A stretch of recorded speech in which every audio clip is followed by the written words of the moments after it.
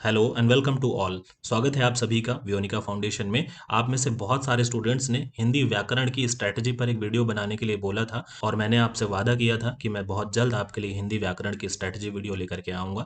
तो आज के इस वीडियो में हम हिंदी व्याकरण से रिलेटेड जो भी बातें हैं वो डिटेल में बात करेंगे, प्रॉपर स्ट्रैटेजी डिस्कस करेंगे। मैं आपको बताऊँगा कि कौन सी बुक्स और क्या क्या स्ट्रैटेजी आपको अपनानी चाहिए जिससे आपके हिंदी व्याकरण में 100 में से 100 नंबर 100 आउट ऑफ 100 मार्क्स भी आप स्कोर कर सकते हैं। तो एसएससी जीएसटी 2024 का यदि आपको एग्जाम क्रैक करना है तो आपको हिंदी व्याकरण में जो अपना स्कोर है उसमें एक बड़ा मार्जिन लेकर चलना पड़ेगा ताकि आपको जो इंग्लिश का बर्डन है वो कम हो जाए। तो कैसे आप 100 आउट ऑफ 100 स्कोर कर सकते हैं, कौन कौन से बुक्स आप पढ़ें, कैसे कैसे तैयारी करें, उस पर हम डिटेल में बात करेंगे। ओके, तो स्टार्ट करते हैं। आगे बढ़ने से पहले मैं आपसे एक रिक्वेस्ट करना चाहता हूं कि आप में से जितने भी स्टूडेंट्स मेरा वीडियो देखते हैं, यदि आपको वीडियो अच्छा लगता है तो वीडियो को लाइक किया करिए और चैनल को सब्सक्राइब किया करिए। क्योंकि बहुत सारे स्टूडेंट्स हैं जो वीडियो को देख लेते हैं बट लाइक नहीं करते हैं, चैनल को भी सब्सक्राइब नहीं करते हैं। बहुत कम लोग हैं जो चैनल को सब्सक्राइब करते हैं। तो यदि आपको अच्छा लगता है कंटेंट जो मैं आपको बता रहा हूँ वो सच में हेल्पफुल है आपके लिए, तो वीडियो को लाइक और सब्सक्राइब जरूर कर दिया करिए। क्योंकि एक लाइक और एक सब्सक्राइब आपका मिल करके मुझे एक हौसला देता है, मुझे मेरा मोटिवेशन बूस्ट करता है कि मैं आप लोगों के लिए और काम करूं और ऐसे वीडियोस बनाऊं। है ना, टाइम नहीं मिलता है लेकिन फिर भी टाइम निकाल करके मैं कोशिश करता हूं कि आपको बेस्ट एनालिसिस और बेस्ट कंटेंट प्रोवाइड कर पाऊं। तो बस एक रिक्वेस्ट है कि सब कुछ फ्री ऑफ कॉस्ट है यार, लाइक भी और सब्सक्राइब भी।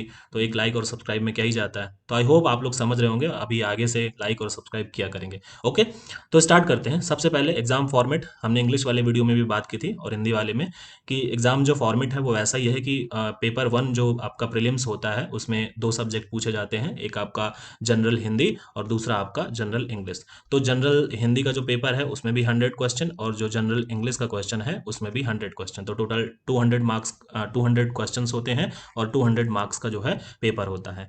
तो हिंदी के जो 100 मार्क्स हैं, 100 क्वेश्चन है, इन 100 क्वेश्चंस को कहाँ से प्रिपेयर करें, कैसे प्रिपेयर करें, कैसे 100 आउट ऑफ 100 लाएं, वो हम इस पर बात करने वाले हैं।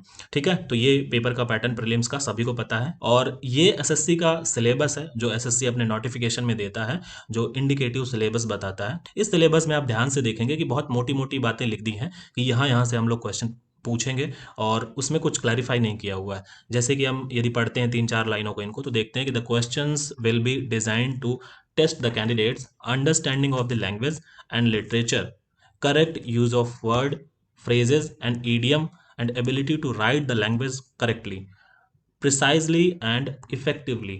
The question will be of degree level। मतलब कि कुछ समझ में नहीं आता, बस यही मोटा मोटा समझ में आता है कि हमें शब्द और वाक्यांशों का, मुहावरों का सही उपयोग कैसे करना है वो आना चाहिए, भाषा कैसे सही उपयोग करनी चाहिए वो आनी चाहिए, और इन्हीं से संबंधित जो है प्रश्न पूछे जाएंगे और जो हमारे क्वेश्चंस होंगे वो डिग्री लेवल के होंगे, यानी कि ग्रेजुएशन लेवल के होंगे।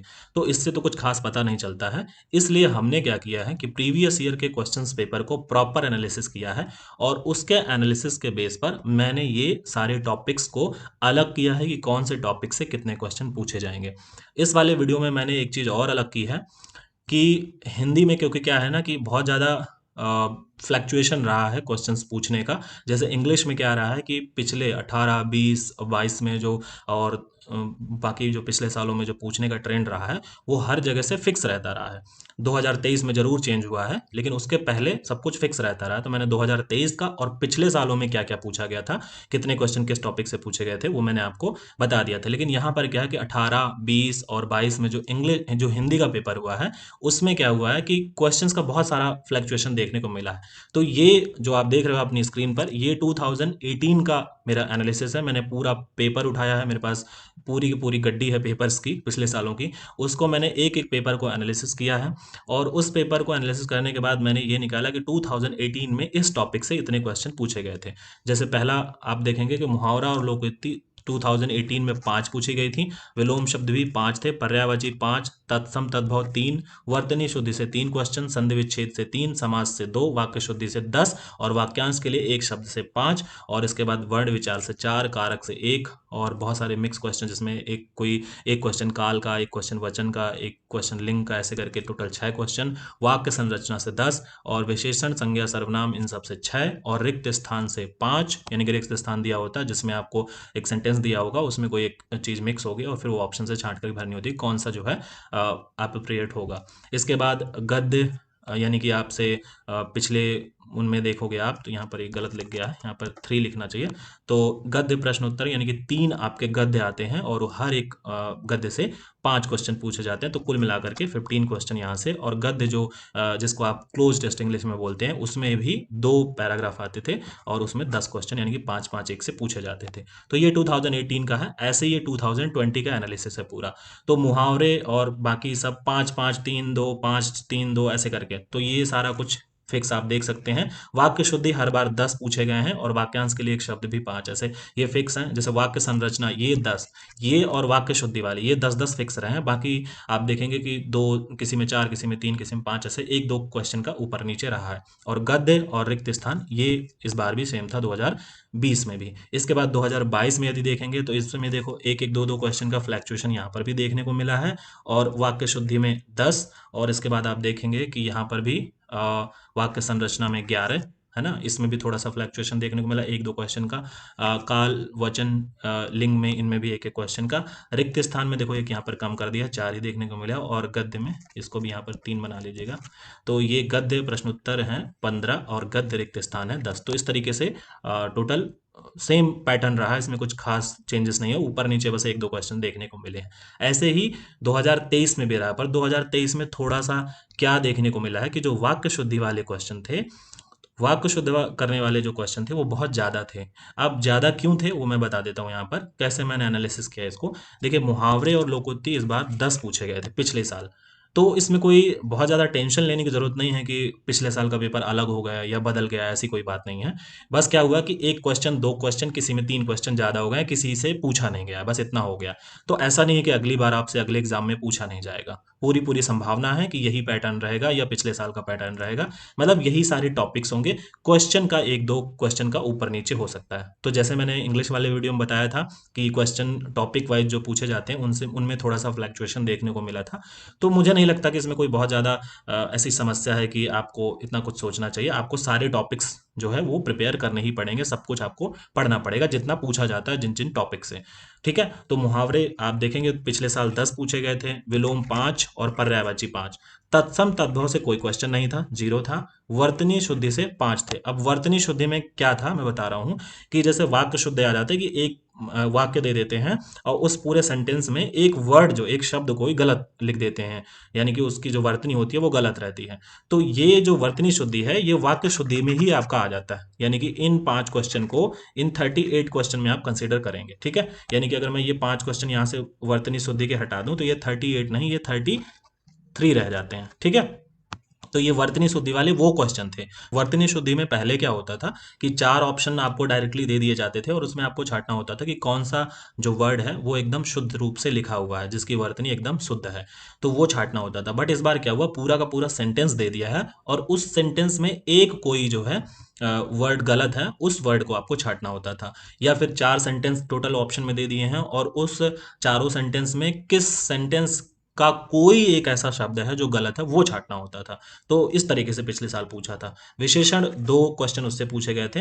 तो वाक्य शुद्धि में टोटल 38 क्वेश्चन थे, मतलब इसका वेटेज बहुत ज़्यादा था। पहले के कंपैरिजन में इस बार बहुत ज़्यादा था, क्योंकि पहले क्या होता था कि 10 क्वेश्चन 12 क्वेश्चन ऐसे 11 क्वेश्चन पूछता था। लेकिन इसमें क्या चेंज किया है कि उन्होंने वाक्य शुद्धि वाले क्वेश्चंस को ऐसे मिक्स किया हुआ लिंग, वर्तनी, क्रिया, वचन से कि वचन संबंधी कोई त्रुटि है, वर्तनी संबंधी कोई त्रुटि है, लिंग संबंधी कोई त्रुटि है, तो जब अलग से पहले उस तरह के कोई एक स्टेटमेंट आती थी और उसमें लिंग संबंधी कोई त्रुटि पूछते थे तो उनका थोड़ा सा पैटर्न पूछने का अलग रहता था। इस बार क्या किया है कि वाक्य शुद्धि में ही वो सारे क्वेश्चन आ जाएंगे, क्योंकि वाक्य शुद्धि तो किसी तरीके की हो सकती है ना, क्रिया संबंधी वाक्य में त्रुटि हो सकती है, लिंग संबंधी हो सकती है, वर्तनी संबंधी, तो वो फिर इस वाक्य शुद्धि में ही काउंट किए जाएंगे। ठीक है, तो वाक्य शुद्धि आपको बहुत ज़्यादा प्रैक्टिस करनी पड़ेगी क्योंकि इसका वेटेज जो है बहुत ज़्यादा है। वाक्यांश के लिए एक शब्द आप देखेंगे हर एग्जाम में, पिछली बार में 5-5 क्वेश्चन पूछे थे, मतलब 18, 20 और 22 में, लेकिन 2023 में कोई भी क्वेश्चन नहीं पूछा गया। वर्ण विचार, संधि विच्छेद, समास, कारक, इनसे एक भी क्वेश्चन कोई नहीं पूछा गया। ठीक है, इसके बाद संज्ञा, सर्वनाम, काल, वचन, क्रिया, लिंग, ये टोटल 26 क्वेश्चन। तो मैंने अभी जैसे आपको बताया कि वर्तनी से संबंधित जो त्रुटि वाले सेंटेंसेस थे वो यहाँ पर देखेंगे 38, वाक्य शुद्धि से 38 क्वेश्चंस पूछे गए थे। तो ये 38 क्वेश्चंस में ये 26 क्वेश्चन इंक्लूडेड है, यानी कि अगर मैं 38 से वो 26 ये हटा देता हूँ तो ये आपके बचते हैं 12, है ना। और यहाँ से फिर मैं 5 और वो हटा देता हूँ तो ये बचते हैं 7। तो कुल मिलाकर के ये 7 क्वेश्चन ही वाक्य शुद्धि से डायरेक्टली उस तरह पूछा था। मतलब एक स्टेटमेंट ऊपर दे देगा कि इन चारों में से कौन सा वाक्य शुद्ध है या कौन सा वाक्य अशुद्ध है। तो कुल मिलाकर के उसमें आपको मिक्स दे देता है, कुछ भी ऐसा क्लियर नहीं करता कि किस प्रकार की अशुद्धि आपको छांटनी है। तो और बाकी क्वेश्चंस में क्या किया, जो वाक्य शुद्धि वाले थे उसमें बताया था कि इसमें वचन संबंधी त्रुटि है, लिंग संबंधी त्रुटि है, वर्तनी संबंधी त्रुटि है। तो आप डायरेक्टली वर्तनी या फिर लिंग उसमें फोकस करके जो है आप त्रुटि फाइंड करते थे। लेकिन इसमें क्या कर दिया था, ये 7 क्वेश्चन जो थे इनमें मिक्स था। तो कुल मिलाकर के कहने का मतलब मेरा ये है कि वाक्य शुद्धि से संबंधित टोटल 38 क्वेश्चन थे। अब वाक्य शुद्धि तो हर तरीके की होती है, लिंग, क्रिया, वचन, वो सारे के सारे किस में आएंगे, वाक्य शुद्धि में आएंगे। चाहे लिंग संबंधी त्रुटि हो, चाहे क्रिया संबंधी त्रुटि हो, चाहे किसी भी प्रकार की त्रुटि हो, आएगी तो वाक्य शुद्धि में, क्योंकि वाक्य शुद्धि का क्वेश्चन है वो ऑब्वियस सी बात है। बस आपको क्या कर दे रहा है, ऊपर स्टेटमेंट में क्लियर कर दे रहा है कि इसमें सिर्फ वचन संबंधी त्रुटि आपको ढूंढनी है। तो सिर्फ आप क्या करेंगे, वो आपके लिए ईजी हो जाता है। आपको बाकी चीजें नहीं देखनी है कि क्रम कैसा है और बाकी चीजें कैसी हैं, आपको सिर्फ वचन में देखना है कि वचन कैसे, मतलब सही प्रयोग हुआ है, अगर बहुवचन है तो बहुवचन की क्रिया है कि नहीं है ना। और इस तरह से चीजें आपको देखनी होती हैं। तो ये हो गया। इसके बाद आप देखेंगे वाक्य संरचना, पहले आते थे ये 10 11, तो इनको थोड़ा कम कर दिया, इस बार 6 ही पूछे गए थे 2023 में। वाक्य संरचना वो जिसमें आप देखेंगे कि कई सारे स्टेटमेंट दिए रहते हैं, उनके आगे 1 2 3 लिखा होता है, फिर उनको अरेंज करना होता है। कुल मिलाकर के ये पैराजंबल की तरह होता है, जैसे इंग्लिश में हमारे पैराजंबल पूछे जाते हैं। रिक्त स्थान जो फिल इन द ब्लैंक्स पूछे जाते थे, अलग से 5 क्वेश्चन आते थे, वो पिछली बार नहीं पूछे गए। अब उसमें क्या किया है कि यहाँ पर गद्य के जो प्रश्न हैं और जो रिक्त स्थान के जो प्रश्न हैं इनको बढ़ा दिया था। तो इस बार 4 कुल मिलाकर के पैसेज दे रखे थे जिनसे हमें प्रश्न उत्तर पूछता है। एक प्रश्न पूछेगा, उसी गद्य से हमें पढ़ के उत्तर देना होता है। तो ऐसे कुल 4 गद्य आए थे और हर एक गद्य में 5 थे, तो 5 को 20, यानी कि 20 क्वेश्चन यहाँ से। इसके बाद रिक्त स्थान यानी कि क्लोज टेस्ट जिसे आप इंग्लिश में बोलते हैं, क्लोज टेस्ट से 5 क्वेश्चन, हर एक से 3 पैराग्राफ ऐसे दे रखे थे। तो कुल मिलाकर के 15 क्वेश्चन यहाँ से पूछे थे। तो ये पूरा एनालिसिस है एक। अब ये एनालिसिस करने के बाद हमें ये पता चलता है कि कहीं से भी कोई भी क्वेश्चन पूछ सकता है और ऊपर नीचे क्वेश्चंस का हो सकता है, लेकिन हमको टॉपिक्स वही पढ़ने हैं, ठीक है। तो इससे हमें ये पता चल गया। और दूसरी चीज क्या पता चली कि हमको वाक्य शुद्धि पर ज्यादा ध्यान देना है। वाक्य शुद्धि के सबसे ज्यादा क्वेश्चन है, यदि आपके वाक्य शुद्धि वाले क्वेश्चन सही हो जाते हैं, वाक्य संरचना वाले क्वेश्चन सही हो जाते हैं, तो गद्य और रिक्त स्थान तो आप कर ही लेते हैं ज्यादातर लोग। तो ये मान के चलिए कि लगभग लगभग आपने पेपर जो है वो बहुत अच्छा अटेम्प्ट कर लिया है। मुहावरे, विलोम शब्द, पर्यायवाची, तो ये जो 20 क्वेश्चन है, तो ये यहाँ से आप इनमें से 10 क्वेश्चन तो कम से कम कर ही लेते हैं, क्योंकि हिंदी के मुहावरे थोड़े से सरल होते हैं। तो अब मेरा ऐसा मानना है कि 10 तो सब लोग कर ही लेते हैं। तो इतना ज़्यादा टफ नहीं आता है पेपर, लेकिन आपको क्या है ना कि सही दिशा में तैयारी करने की ज़रूरत है। बस आपको चाहिए कि आप वही चीज़ें पढ़ें, उन्हीं की ज़्यादा प्रैक्टिस करें जो पेपर में ज़्यादा आती हैं। आप ऐसा ना करें कि तत्सम तद्भव पढ़ने में इतना टाइम जाया कर दें कि फिर आपकी बाकी चीजें रह जाएं। तो सबसे ज्यादा किसकी प्रैक्टिस करनी है, वाक्य शुद्धि की, ठीक है। लेकिन आपको बाकी चीजों को इग्नोर नहीं करना है, जैसे विलोम शब्द हैं और भी बाकी चीजें हैं, पर्यायवाची हैं, उनको आपको इग्नोर नहीं करना है, ठीक है। तो अब बात आती है कि जितनी भी चीजें हमने अभी डिस्कस की कि इतनी इतनी चीजें पूछी जाती हैं, इस टॉपिक से इतने क्वेश्चन पूछे जाते हैं और ये टॉपिक्स आपसे पूछे जाते हैं। तो अब बात आती है कि वो सारे टॉपिक्स कौन सी बुक से पढ़ें, कौन सी ऐसी बेस्ट बुक है कि हम उस बुक को पढ़ लें और हमारी सारी चीजें जो है बन जाए, हमसे सारे क्वेश्चन बनने लगे, हमारा सब कुछ जो है अच्छा रहे और एग्जाम अच्छा जाए। तो इसके लिए देखिए, बुक चूज करने के लिए मैं आपको अभी बताऊंगा और हमारा क्या स्टडी प्लान रहे उसके बारे में मैं आपको बताऊंगा, ठीक है। तो आगे बात करते हैं। यदि बुक्स की बात करें तो बुक्स में बहुत सारे लोग कुछ बेसिक्स बुक्स और बहुत सारी पॉपुलर बुक्स हैं उनको सजेस्ट करते हैं, जैसे कि डॉक्टर पृथ्वीनाथ पांडे की बुक है, ये नालंदा सामान्य हिंदी की। और ये वासुदेव नंदन की बुक है जो आधुनिक हिंदी व्याकरण और रचना। और ये डॉक्टर हरदेव बिहारी जी की बुक है हिंदी शब्द अर्थ प्रयोग। तो ये कुछ बुक्स हैं जो बहुत सारे लोग सजेस्ट करते हैं। इसके अलावा लूसेंट, अरिहंत और क्या बोलते हैं उसको, आदित्य पब्लिकेशन, उन बुक्स को भी बहुत सजेस्ट किया जाता है।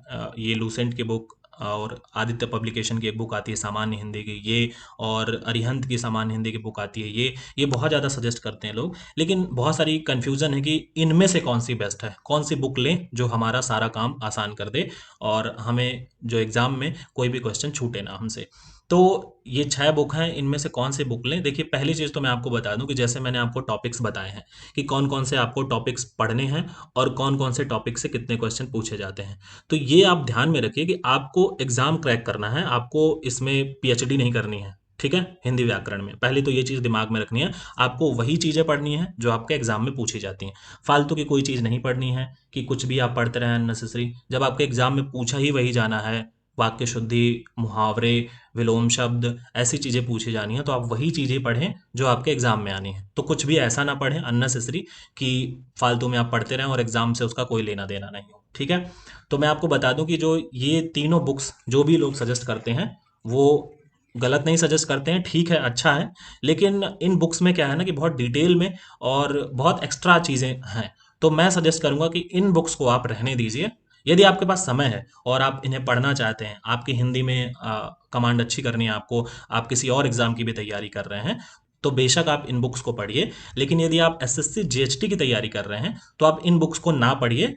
अगर समय आपके पास बहुत होता और कुछ वैसा कि नहीं बस मुझे अपनी ग्रामर को अच्छा करना है, तो आप पढ़ सकते थे, बट मैं अभी के लिए सजेस्ट करूंगा कि इन बुक्स को आप ना पढ़ें, क्योंकि इन पे एक्स्ट्रा चीज़ें बहुत सारी लिखी हुई हैं, ठीक है? बाकी आपकी मर्जी, आप चाहें तो पढ़ सकते हैं, आप में से बहुत सारे बच्चे हो सकते हैं उनको अच्छी लगती हो तो पढ़ सकते हैं। हाँ, यदि किसी के पास है ये बुक पहले से रखी हुई है और कोई टॉपिक आपको अच्छे से समझ आ रहा है इससे, तो आप पढ़ सकते हैं। कोई एक्सरसाइज, कोई एग्जाम्पल्स जो प्रैक्टिस के लिए दिए रहते हैं वो आपको अच्छे इसमें लग रहे हैं, मिल रहे हैं, तो पढ़ें बेशक, उसमें कोई दिक्कत नहीं। पर नई बुक मंगाने में मुझे लगता है इसमें इतना ज़्यादा मुझे अच्छा नहीं लग रहा कि नई बुक आप लोग इसको मंगाएं और पढ़ें, ठीक है?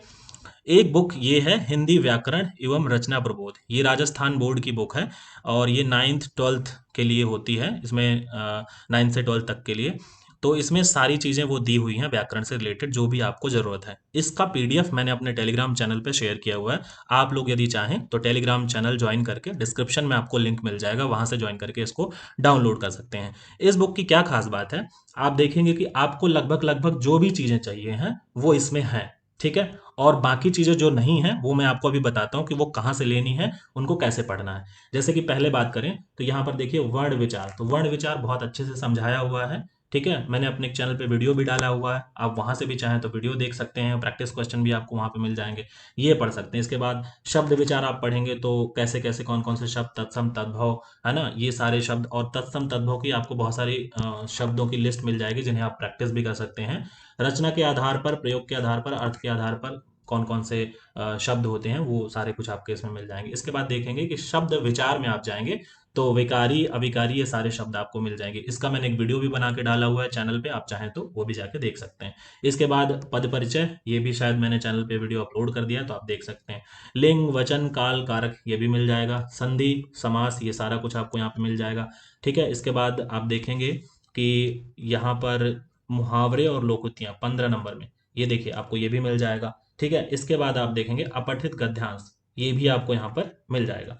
तो लगभग लगभग सारी चीज़ें हैं। और देखिए किस तरीके से, एक मैंने बीच का पेज उठाकर पीडीएफ का यहाँ पर लगाया हुआ है कि किस तरीके से आपको प्रैक्टिस के लिए क्वेश्चन भी मिलेंगे। तो यहाँ पर तो ये चैप्टर का देखेंगे आपको, ये एग्जाम्पल यहाँ पर लिखे हुए हैं तो ये चैप्टर के हैं। इसके बाद एक एक्सरसाइज भी अलग से दी हुई है जहाँ पर आपको प्रैक्टिस करनी है। यहाँ तो सिर्फ आपको बताया हुआ है, समझाने के लिए है कि क्या शुद्ध है और क्या अशुद्ध है। जैसे कि बच्चे को काट कर फल दो, तो बच्चे को नहीं काटना है ना, फल को काटना है, तो बच्चे को फल काट कर दो, ये सही शुद्ध शब्द, शुद्ध वाक्य है। तो इस तरीके से यहाँ पर बहुत सारी चीजें हैं जो समझाई हुई हैं। तो मुझे लगता है कि ये पीडीएफ आपको जरूर पढ़ना चाहिए, इसमें सारी चीजें हैं जो आपको चाहिए। तो ये बुक अगर कोई मंगवा सकता है, किसी के पास अवेलेबल है तो ठीक है, नहीं तो आप पीडीएफ मेरे टेलीग्राम चैनल से ले लीजिए और उसको प्रिंट आउट करवा लीजिए, ठीक है? प्रिंट आउट जरूर करवा लीजिएगा, पीडीएफ से नहीं पढ़िएगा, मेरी यही रिकमेंडेशन है। बाकी पीडीएफ से भी पढ़ सकते हैं, बहुत ज़्यादा कोई इसमें प्रॉब्लम नहीं है, लेकिन अगर 200 पेज की मुझे लग रहा है ये पीडीएफ है, तो अगर आप प्रिंट आउट करवा लेते हैं तो कोई बहुत ज़्यादा इसमें मुझे लग रहा है कॉस्ट नहीं आने वाली है। तो हो सके तो आप पीडीएफ को प्रिंट करवा लीजिएगा, ठीक है। इसके बाद बुक की और प्रैक्टिस करने की बात करूं कि इसमें प्रैक्टिस तो दी ही हुई है इस पीडीएफ में प्रैक्टिस करने को, लेकिन उसके अलावा भी हमें प्रैक्टिस करनी पड़ेगी क्योंकि इतने में काम नहीं चलेगा।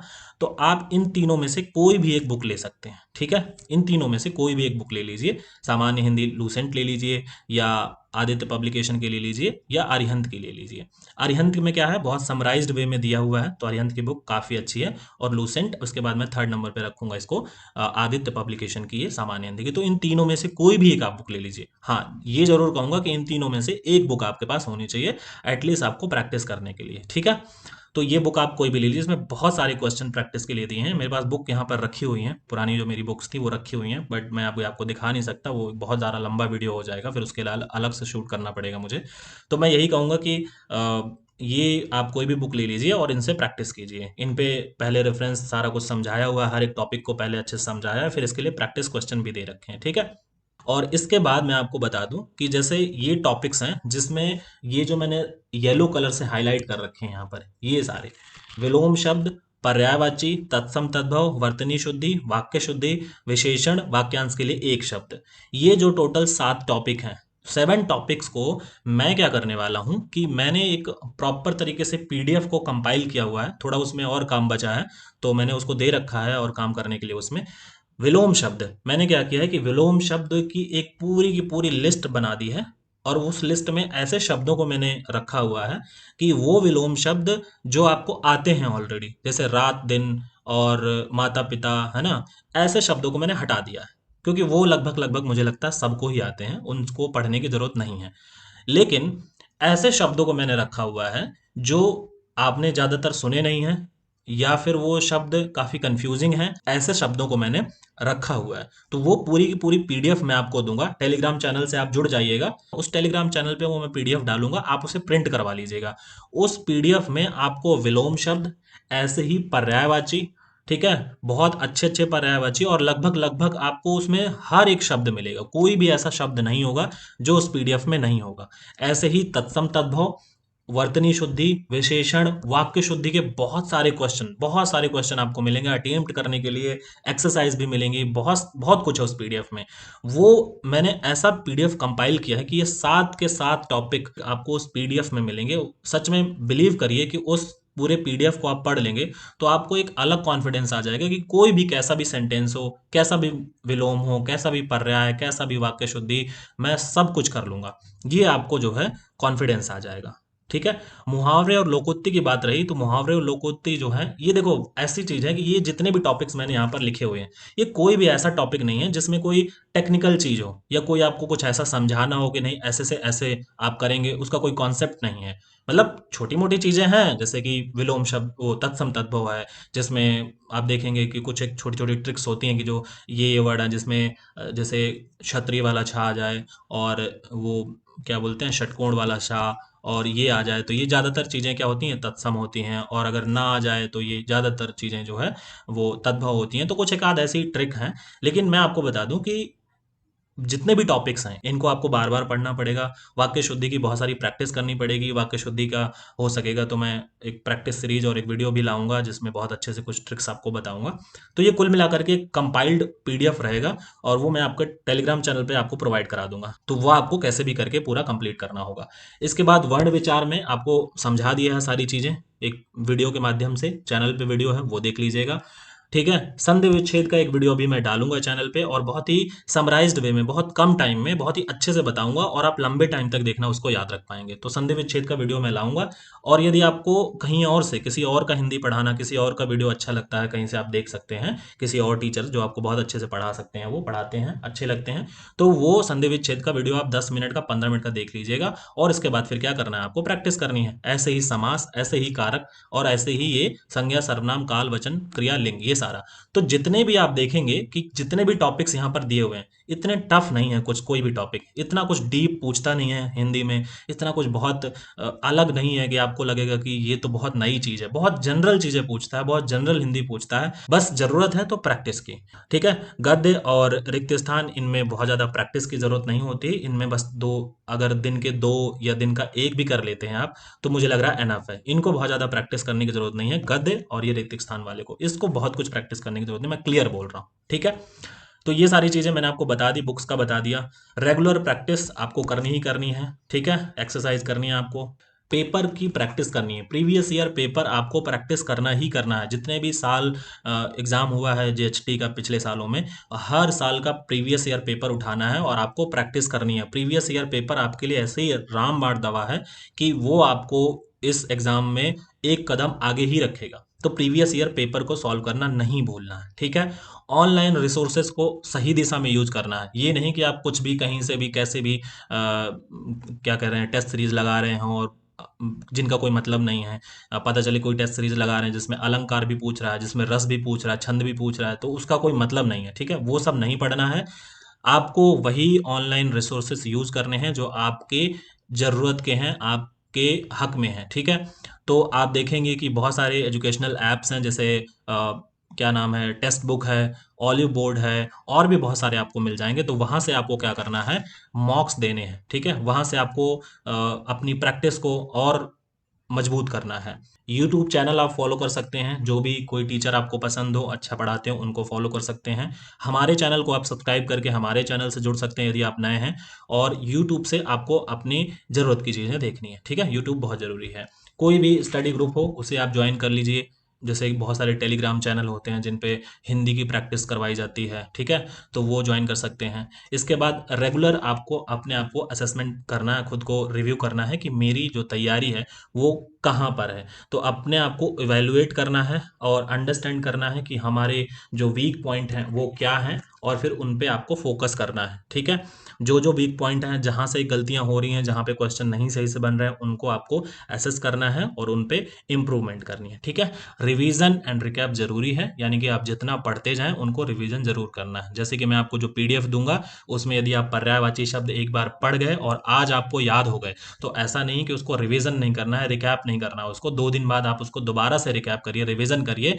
भले ही आपको 10 मिनट एक्स्ट्रा देना पड़ जाए, लेकिन आप रिवीजन जरूर करिए, क्योंकि रिवीजन जो है आपको चीज़ों को भूलने नहीं देता है। ठीक है, तो ये था मेरी तरफ से जो भी मैं आपके लिए कर सकता था। उम्मीद है आपको ये वीडियो बहुत अच्छा लगा होगा। चैनल को जरूर सब्सक्राइब कर लीजिएगा, मेरी ये रिक्वेस्ट है, क्योंकि मुझे पता है लिमिटेड ऑडियंस है, बहुत सारे लाखों में मिलियंस में व्यूज़ नहीं आ सकते हैं, लाखों में मिलियन में सब्सक्राइबर नहीं आ सकते हैं, और उसकी खास ज़रूरत नहीं है। ठीक है, आप फिलहाल जितने लोग देखते हैं चैनल से जुड़ जाइए, सब्सक्राइब कर लीजिए, वीडियो को लाइक कर दिया करिए। अगर आपको कुछ भी पूछना है, कुछ भी, आप कमेंट बॉक्स में लिखिए, मैं हर एक कमेंट का पर्सनली रिप्लाई करता हूं, आप लोगों को पता है। तो मिलता हूं मैं अगले वीडियो में आपको, तब तक के लिए नमस्कार।